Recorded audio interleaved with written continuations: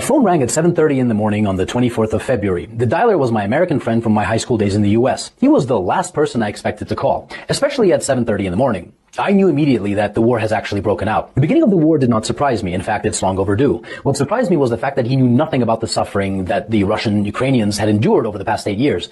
Let me get something straight. NATO promised that they wouldn't move an inch to the east. That was a lie. And now we are surrounded by an aggressive military alliance. NATO gladly bombed Yugoslavia under the pretenses of potential genocide. Did they bomb just military installations? No. NATO destroyed schools, hospitals, bridges, cultural monuments, private businesses, and industrial plants. Did you forget about that? Did you forget about how NATO pumped money and weapons into Georgia right before Georgia bombarded Russian peacekeepers and civilians? Of course you did, because your media doesn't want you to know. Did you forget how yet another territory was ripped away from Serbia? Do you not remember Kosovo? Did you protest then? I bet you didn't, and I bet you didn't even care. Did you forget the invasion of Libya? If you're in Europe, you can't forget. Thousands of migrants are your daily reminder of what your governments did to that country.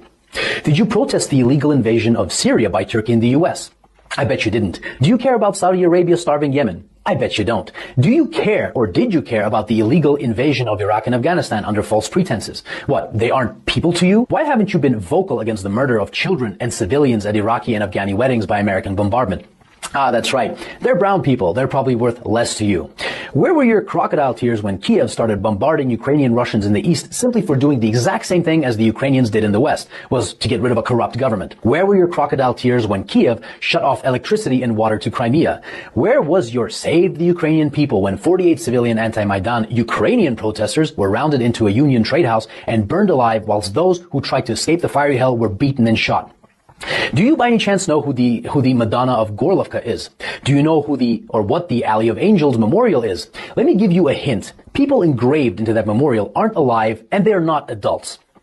Did you shed even one digital virtue signaling tear when the children at the children's beach in Zagreb were purposefully bombed by the Ukrainian military using illegal cluster bombs? I bet you didn't, but that's okay.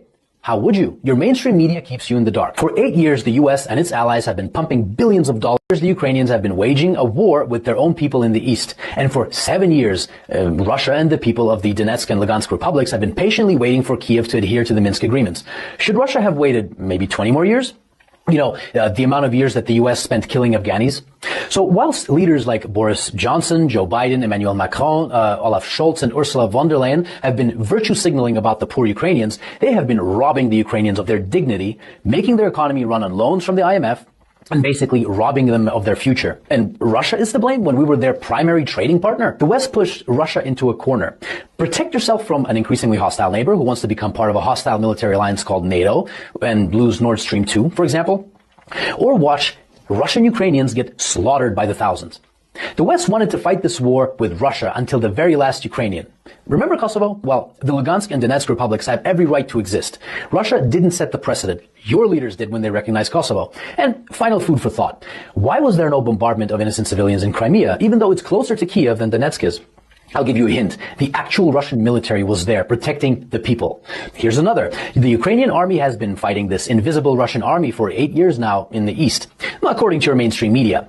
Why then did the Ukrainian army collapse within 24 hours when fighting the actual Russian military? And since it did, what do you think your tax dollars were doing in Ukraine? That's right. Your tax dollars were used by Ukrainians in the West to kill Ukrainians in the East, and you didn't give a flying fuck about it. So if you haven't been following this conflict from day one, and now you put the blue and yellow flag on your photo, wipe away your crocodile tears, please, and find out why your governments have been supporting those who have made a Nazi criminal, Stepan Bandera, their national war hero. Don't expect a good result from pushing a bear and a dragon into a corner. And definitely don't be surprised when that bear and that dragon begin pushing back. So if you haven't been crying for the collectively millions of dead Iraqis, Afghanis, Syrians, Libyans, Yugoslavians, and East Ukrainians these past 20 years, but you're crying crocodile tears for Ukrainian military installations, wipe them away and think about what your governments have been doing and what they're still doing. And I hope that this 8-year story of a war started by a criminal Ukrainian government against its own people can finally come to an end, and Ukrainians and Russians can finally live in peace.